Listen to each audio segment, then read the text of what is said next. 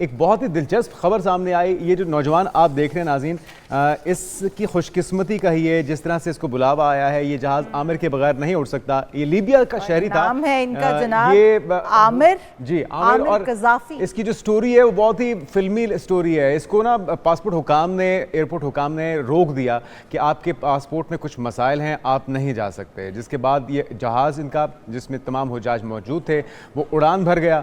और उसके बाद जब ये इनकी जो टेक्निकल इशू था, सिक्योरिटी क्लियरेंस थी, वो हो गई, तो इतनी देर में पता चला कि जहाज़ में कोई तकनीकी मसला हो गया, जहाज़ को वापस आना पड़ा। लेकिन चूंकि इंजन स्टार्ट था तो पायलट ने इजाज़त ही नहीं दी। उन्होंने कहा कि नहीं, इस वक्त हमारे पास वक्त हम सवार नहीं कर सकते। ये शख्स के बाद फिर जहाज रवाना हो गया जनाब, वो टेक्निकल इशू भी सॉल्व हो गया और जहाज दोबारा से अपनी परवाज जो वो शुरू। लेकिन आमिर मुसलसल बज़िद रहा। उसने कहा मैं घर नहीं जाऊंगा, मैं नियत करके आया हूं हज की और मैं जाने के लिए तैयार नहीं हूं। जहाज बहरहाल दूसरी बार भी उड़ान भर गया और दूसरी बार फिर उसके अंदर तकनीकी खराबी हुई और फिर इसे वापस आना पड़ा। और तीसरी बार यूं आमिर को उस वक्त बिठाया गया जब पायलट ने कहा कि बाखुदा आमिर के बगैर ये फ़्लाइट नहीं जाएगी, ये परवाज़ नहीं जाएगी। फिर इसको ना सिर्फ बुलाया गया, तमाम जो हाजरीन थे, जो क्रू था, उन्होंने खड़े होकर इसका इस्तकबाल किया और वो देखना चाहते थे आखिर कौन सी ऐसी शख्सियत है जिसके बायस जहाज़ में फ़नी खराबी बार बार पैदा हो जाती है।